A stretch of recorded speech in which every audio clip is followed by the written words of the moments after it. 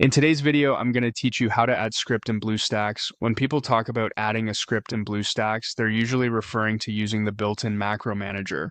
Instead of writing or injecting code, you record your taps and clicks and then play them back automatically. It's simple, reliable, and perfect for repeating routine actions in games or apps.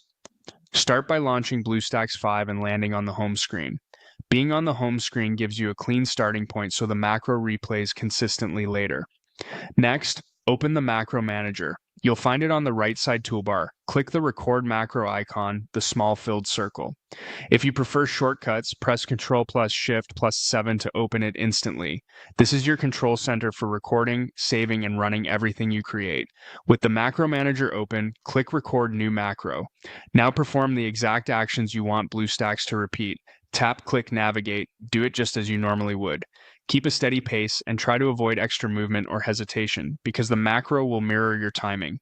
If your task needs brief pauses, like waiting for a screen to load, include those pauses during recording so the playback lines up correctly. When you're finished, click the stop button, the small square to end the capture. You'll be prompted to save your recording. Give it a clear, memorable name like Auto Farm or Daily Login so you can find it easily later. Naming matters if you plan to create multiple macros for different tasks. Click Save to lock it in.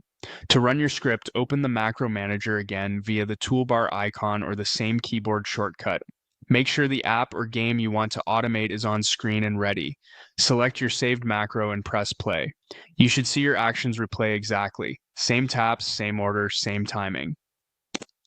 If anything seems off, maybe a button moved or your app window size changed, stop playback, return to the same layout you used while recording, and try again. Consistent resolution and window size help macros hit the right spots every time. That's it. You've just added a script to BlueStacks using the macro manager.